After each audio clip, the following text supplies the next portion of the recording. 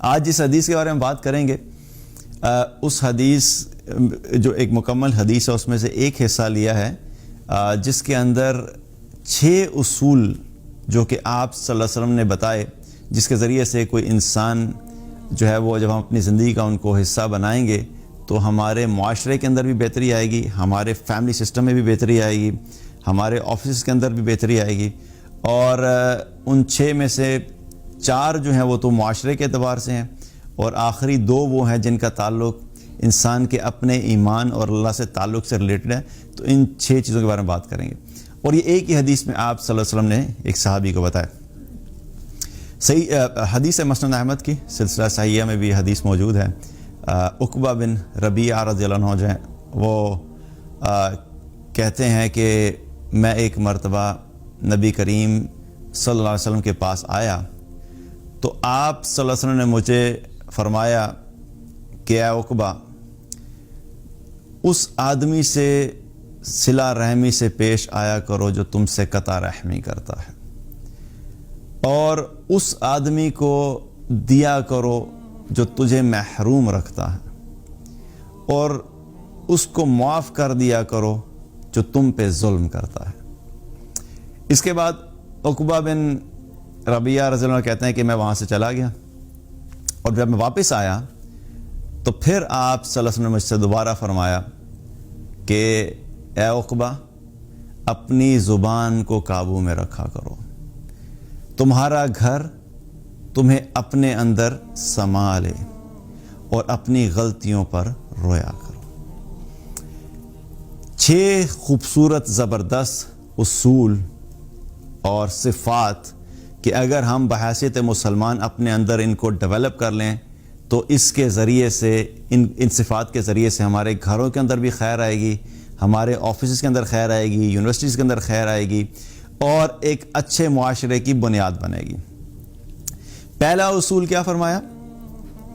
کہ صلہ رحمی کرو چاہے وہ تم سے قطع رحمی کریں۔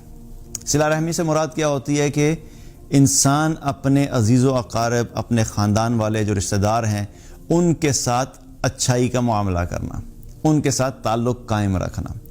اب اگر ہم دیکھیں تو ہمارے جو فیملی سسٹمز ہیں، جب بھی ہم اپنی فیملی کے اندر لوگوں کے ساتھ ایک تعلق ہوتا ہے تو اس میں 2 طرح کی سچویشنز ہوتی ہیں۔ ایک سچویشن تو ہوتی ہے جو آئیڈیل سچویشن ہے کہ آپ بھی اپنے فیملی میں کوئی ایسے فیملی ممبرز ہیں، کچھ ایسے رشتہ دار ہیں کہ آپ ان کے ساتھ اچھائی کا معاملہ کرتے ہیں اور وہ بھی آپ کے ساتھ اچھائی کا معاملہ کرتے ہیں۔ یہ تو ایک آئیڈیل سچویشن ہوگی کہ آپ بھی ان کے ساتھ اچھے ہیں، وہ بھی آپ کے ساتھ اچھے ہیں، وہ آپ بھی ان کو کال کرتے ہیں، وہ بھی آپ کو کال کرتے ہیں، آپ ان کی طرف جاتے ہیں، وہ آپ کی طرف آتے ہیں، تو دونوں طرف سے ایک چیز چل رہی ہے۔ یہ ہونا بھی یہی چاہیے، that is an ideal situation. لیکن یہاں پہ جو اصول دیا جا رہا ہے وہ کس چیز کا دیا جا رہا ہے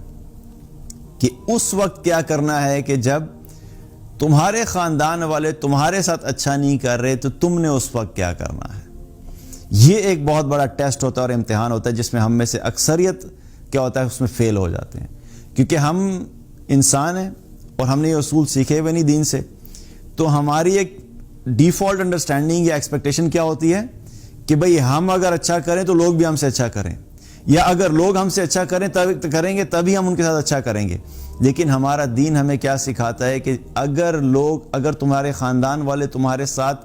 صلہ رحمی نہیں کر رہے، تمہارا خیال نہیں کر رہے، تمہارے حقوق نہیں دے رہے، تمہارے ساتھ تعلق نہیں رکھ رہے، تب بھی تم نے ان کے ساتھ تعلق رکھنا ہے۔ اور صلہ رحمی جو ہے یہ اتنی زبردست صفت ہے کہ اس کے دنیا میں بھی فائدے ہیں اور اس کے آخرت میں بھی فائدے ہیں۔ دنیاوی اعتبار سے فائدے کیا ہیں؟ ایک حدیث میں آتا ہے نبی کریم صلی اللہ علیہ وسلم نے کیا فرمایا کہ جو شخص یہ چاہتا ہے کہ اس کی عمر بڑھا دی جائے اور اس کے رزق میں کشادگی دے دی جائے، اسے چاہیے کہ وہ صلہ رحمی کرے۔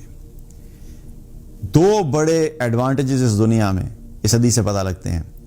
کیا؟ کہ جو شخص بھی صلہ رحمی کرے گا اللہ سبحانہ تعالیٰ اس صلہ رحمی کے ذریعے سے اس شخص کی عمر میں برکت عطا فرما دے گا، اور دوسری چیز کیا ہے کہ اس کے مال میں اس کو کشادگی دے دے گا۔ جب آپ اپنے خاندان والوں پہ خرچ کریں گے، ان سے اچھا تعلق رکھیں گے، ان کی مدد کریں گے، ان کا خیال رکھیں گے، تو اللہ سبحانہ تعالیٰ اس کے ذریعے سے دنیا میں بھی آپ کو بینیفٹ دے گا۔ اور آج جو اکثریت انسانوں کے جس چیز کے لیے پریشان ہے وہ کیا ہے؟ رزق کی تنگی۔ میرے پاس جو میسیج آتے ہیں ان میں سے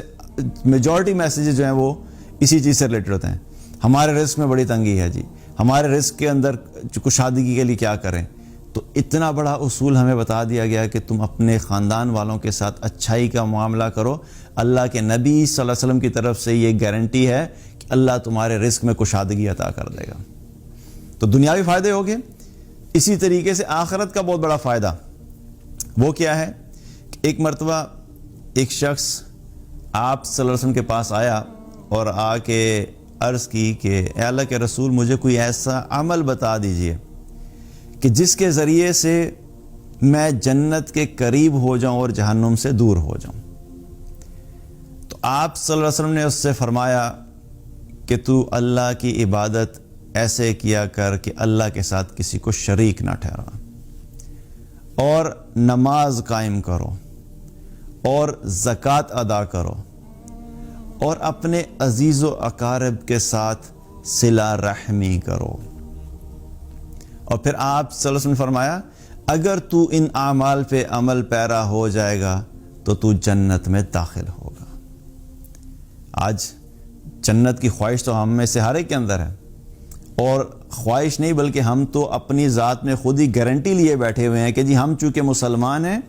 چاہے ہم کوئی نیک اعمال کریں یا نہ کریں، چاہے دین کو فالو کریں یا نہ کریں، چاہے اللہ کی اطاعت کریں یا نہ کریں، اللہ کے نبی صلی اللہ علیہ وسلم کی سنت کے مطابق زندگی گزاریں یا نہ کریں، چونکہ ہم نے کلمہ پڑھا ہوا ہے تو ہم نے تو سیدھا جانا ہی جنت میں ہے۔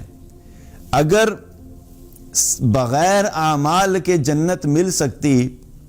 تو پھر تو یہ سارے کا سارا دین جو ہے، جو قرآن کی شکل میں ہمیں عطا کیا گیا، جو احادیث کی شکل میں ہمارے پاس آیا، یہ ساری باتیں تو پھر irrelevant ہو جاتی ہیں۔ جنت جو ہے وہ صرف خواہش سے نہیں ملے گی۔ اور یہاں پہ بھی حدیث سے کیا پتہ لگ رہا ہے؟ آپ صلی اللہ علیہ وسلم یہاں پہ کسی نان مسلم کو یہ نصیحت نہیں کر رہے، کیونکہ یہ نصیحت کس کو کی جا رہی ہے کہ تو اللہ کی عبادت کیا ایسے کر کہ اس کے ساتھ کسی کو شریک نہ ٹھہرا۔ تو یہ کون کرتا ہے؟ یہ تو مسلمان ہی ہوگا نا کوئی۔ نماز کا حکم مسلمان کو دیا جائے گا، زکوٰۃ کا حکم مسلمان کو دیا جائے گا، تو یہ ساری چیزیں جو ہیں یہ تو نان مسلم کو تو نہیں بتائی جائیں گی۔ جو اسلام میں ہے ہی نہیں، جو مسلمان ہے ہی نہیں، اس کو تو پہلے مسلمان کیا جائے گا، اس کو تو اسلام کی دعوت دی جائے گی کہ بھئی آپ اسلام میں داخل ہو جائیں، اللہ کو وحدہ لا شریک مان لیں، اور نبی صلی اللہ علیہ وسلم کو جو ہے وہ اللہ کے رسول مان لیں، تو یہ تو اسلام کی دعوت دی جائے گی اس کو۔ لیکن یہ باتیں جو اعمال کرنے والے ہیں یہ کس کو بتائے جا رہے ہیں؟ ایک مسلمان کو بتایا جا رہے ہیں کہ تو یہ اعمال کر لے تو ان اعمال کے کرنے کی وجہ سے تو جنت میں داخل ہو جائے گا۔ تو یہ ہمیں میں بار بار اس چیز کو ذکر اس لیے کرتا ہوں کہ ہمیں اپنے کانسیپٹس کے اندر ایک کلیئرٹی لانے کی ضرورت ہے کہ صرف خواہشات کے ذریعے جنت نہیں ملنے والی، ہمیں ان اعمال کو کرنے کی ضرورت ہے جن کے بارے میں تذکرہ ہمیں قرآن و حدیث سے ملتا ہے کہ ان اعمال کے نتیجے میں جو انسان جنت میں داخل ہوں گے، اور آبویسلی جب اللہ کی رحمت جو ہے وہ اس میں شامل حال ہوگی تو تبھی جو ہے وہ انسان جنت میں داخل ہو سکتا ہے۔ تو صلہ رحمی کے بارے میں کیا ہے؟ اس کے دنیا کے اندر بھی فائدے ہیں اور آخرت میں بھی فائدے ہیں۔ تو پہلا اصول ہمیں کیا پتہ لگا کہ اگر قطع رحمی کریں تمہارے ساتھ تمہارے خاندان والے تو تم نے ان کے جواب میں قطع رحمی نہیں کرنی، ان سے تعلق نہیں توڑنا، بلکہ ان کے جواب میں تم نے پھر بھی صلہ رحمی ہی کرنی ہے۔